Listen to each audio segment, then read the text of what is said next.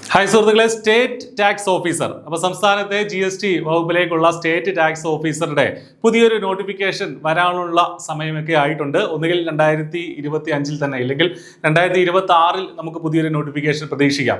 ഒരു മികച്ച പോസ്റ്റിലേക്ക് ഇതിന്റെ യോഗ്യത എന്തൊക്കെയാണ്, അതുപോലെ തന്നെ ഇതിന്റെ സിലബസ് എന്തൊക്കെയാണ്, കഴിഞ്ഞ തവണത്തെ കട്ട് ഓഫ് എത്രയായിരുന്നു തുടങ്ങിയ എല്ലാ വിശദാംശങ്ങളും നമ്മൾ ഈ വീഡിയോയിൽ ചർച്ച ചെയ്യുന്നുണ്ട്. അപ്പോൾ വീഡിയോയിൽ നിങ്ങൾക്ക് ഈ ഒരു പോസ്റ്റിനെ കുറിച്ചുള്ള കംപ്ലീറ്റ് ഡീറ്റെയിൽസ് അറിയാം. അപ്പോൾ എങ്ങനെയാണ് ഈ പരീക്ഷയ്ക്ക് പഠിക്കേണ്ടത് തുടങ്ങിയ കാര്യങ്ങളൊക്കെ നമുക്ക് ഈ ഒരു വീഡിയോയിൽ ചർച്ച ചെയ്യാം. അതിനു മുന്നേ പറയട്ടെ, ഇതിന്റെ നോട്ടിഫിക്കേഷൻ പറഞ്ഞതുപോലെ കഴിഞ്ഞ നോട്ടിഫിക്കേഷൻ വന്നത് 2021 123/2021. ആ പരീക്ഷ നടന്നത് 2023. നിലവിലൊരു റാങ്ക് ലിസ്റ്റ് നിലവിലുണ്ട്. അതൊരു 2027 എക്സ്പയർഡ് ആവും. അപ്പൊ എന്താണെങ്കിലും പുതിയ റാങ്ക് ലിസ്റ്റ്, ഈ കഴിഞ്ഞ റാങ്ക് ലിസ്റ്റ് എക്സ്പയർഡ് ആവുന്നതോടുകൂടി നിലവിൽ വരേണ്ടതായിട്ടുണ്ട്. അതുകൊണ്ട് തന്നെ ഇതിന്റെ നോട്ടിഫിക്കേഷൻ ഈ വർഷം അല്ലെങ്കിൽ അടുത്ത വർഷം നമുക്ക് പ്രതീക്ഷിക്കാം. പിന്നെ എന്തിന് ഇത് നമ്മൾ ഇപ്പോഴേ പഠിച്ചു തുടങ്ങണം എന്ന് ചോദിച്ചു കഴിഞ്ഞാൽ, വളരെ പ്രസ്റ്റീജിയസ് ആയിട്ടുള്ള ഒരു പോസ്റ്റാണ്. പ്രത്യേകിച്ച് ഫിനാൻസ്, MBA, അതുപോലെ തന്നെ കൊമേഴ്സ്, MCOM, ലോ ഗ്രാജുവേറ്റ്സ് ഒക്കെ കോമൺ ആയിട്ട് അപ്ലൈ ചെയ്യാൻ പറ്റുന്ന ഒരു പരീക്ഷയാണ്. അതും പ്രസ്റ്റീജിയസ് ആയിട്ടുള്ള ഒരു തസ്തിക.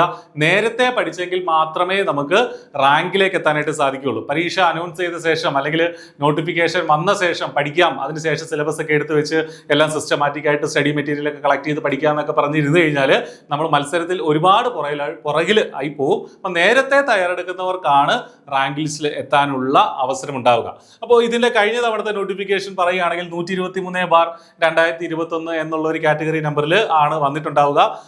ആ നോട്ടിഫിക്കേഷൻ പബ്ലിഷ് ചെയ്തിരുന്നത് സ്റ്റേറ്റ് ടാക്സ് ഓഫീസർ എന്നുള്ളതാണ്. പരീക്ഷയുടെ ഈ ഒരു പോസ്റ്റിന്റെ പേരെന്ന് പറയുന്നത് state goods and service tax. ഇതിലേക്കാണ് നിയമനം വരുന്നത്. അന്നത്തെ സ്കെയിൽ ഓഫ് പേ 2021 ഉണ്ടായിരുന്നപ്പോൾ 39,500 മുതൽ 83,000 വരെയുള്ള ഒരു സ്കെയിൽ ഓഫ് പേ ആയിരുന്നു. തീർച്ചയായിട്ടും പുതിയ നോട്ടിഫിക്കേഷൻ വരുമ്പോൾ ഇതിനേക്കാളും ഒക്കെ റിവൈസ് ചെയ്തിട്ടുള്ള ഒരു സ്കെയിൽ ഓഫ് പേ ആയിരിക്കും ഉണ്ടാവുക. 36 വയസ്സാണ് ഇതിന്റെ ഏജ് ലിമിറ്റ്. ജനറൽ കാറ്റഗറിയുടെ ഏജ് ലിമിറ്റ് 36 വയസ്സായിരുന്നു. കഴിഞ്ഞ തവണത്തെ നോട്ടിഫിക്കേഷനിൽ 36 ആയിരുന്നു. ഇത്തവണയും അതിന് മാറ്റം ഉണ്ടാകാനുള്ള സാധ്യതയില്ല. SC/ST ആണെങ്കിൽ അല്ലെങ്കിൽ OBC ആണെങ്കിൽ അതിൽ ഏജ് റിലാക്സേഷൻ നിങ്ങൾക്ക് കിട്ടുകയും ചെയ്യും.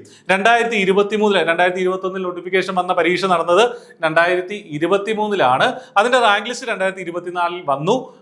45.67 മാർക്കായിരുന്നു അന്നത്തെ കട്ട് ഓഫ്. അപ്പൊ ശ്രദ്ധിക്കുക, 45.67 മാർക്ക്. ഇനി ഇതിന്റെ ക്വാളിഫിക്കേഷൻ ഒക്കെ നമുക്ക് പറയാം. അപ്പൊ നിങ്ങൾക്ക് മനസ്സിലാവും എന്തൊക്കെ കാര്യങ്ങൾ പഠിക്കാനുണ്ട്, എത്രമാത്രം ടഫാണ് ഈ പരീക്ഷ എന്നുള്ളത്. പക്ഷേ നേരത്തെ പഠിക്കുകയാണെങ്കിൽ, സിസ്റ്റമാറ്റിക് ആയിട്ട് പഠിക്കുകയാണെങ്കിൽ നമുക്കിത് ക്രാക്ക് ചെയ്ത് എടുക്കാവുന്നതേ ഉള്ളൂ. അതാണ് ഈ ഒരു കട്ട് ഓഫ് സൂചിപ്പിക്കുന്നത്. അപ്പൊ ഇതുമായി ബന്ധപ്പെട്ട ഒരു വെബിനാർ I+ കണ്ടക്ട് ചെയ്യുന്നുണ്ട്.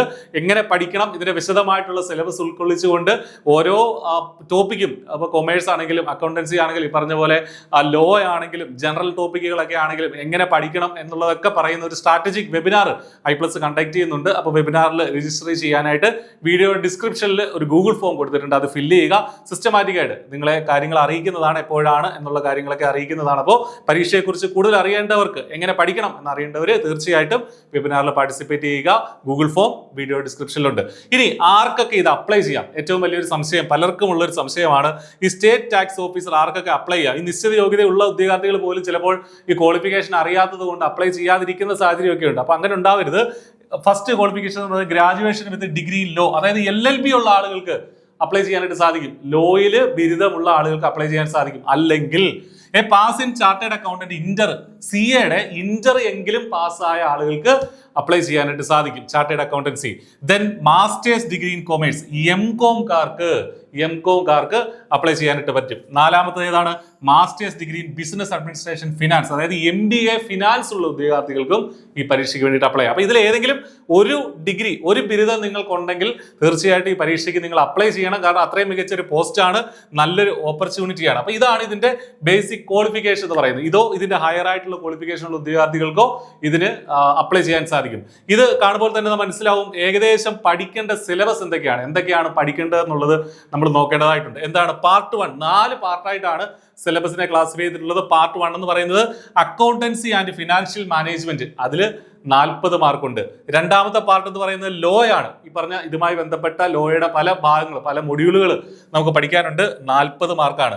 മൂന്നാമത്തെ പാർട്ട് ബേസിക്സ് ഓഫ് കമ്പ്യൂട്ടർ ആണ്. ഇത് നമ്മൾ ജനറൽ PSC ഒക്കെ പഠിക്കുന്ന സംഗതി തന്നെയാണ്.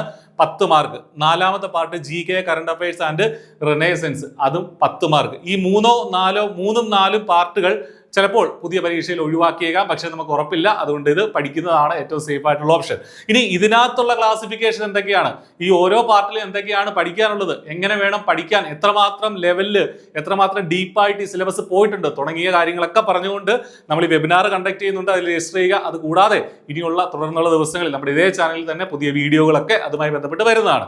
അപ്പോൾ അതൊക്കെ കൃത്യമായിട്ട് മനസ്സിലാക്കുക. അപ്പോൾ നേരത്തെ പഠിച്ചു തുടങ്ങുക എന്നുള്ളതാണ് നമ്മൾ ചെയ്യേണ്ടത്. അപ്പോൾ ഈ പരീക്ഷയെക്കുറിച്ച് കൂടുതൽ മനസ്സിലാക്കാനൊക്കെ വീഡിയോ ഡിസ്ക്രിപ്ഷനിലുള്ള ആ ഒരു വെബിനാറിന്റെ ഫോം ഫില്ല് ചെയ്യുക. അപ്പോൾ ഈ ഒരു നിശ്ചിത യോഗ്യതയുള്ള ഉദ്യോഗാർത്ഥികൾ, ഇവിടെ കാണിച്ചിരിക്കുന്ന യോഗ്യതയുള്ള ഉദ്യോഗാർത്ഥികളെ സംബന്ധിച്ച് PSC സംസ്ഥാന സർക്കാരിൽ കിട്ടുന്ന ഏറ്റവും മികച്ച ഒരു ജോലികളിൽ ഒന്ന് തന്നെയാണ്. അപ്പോൾ നന്നായിട്ട് പഠിക്കുക. All the best. Thank you.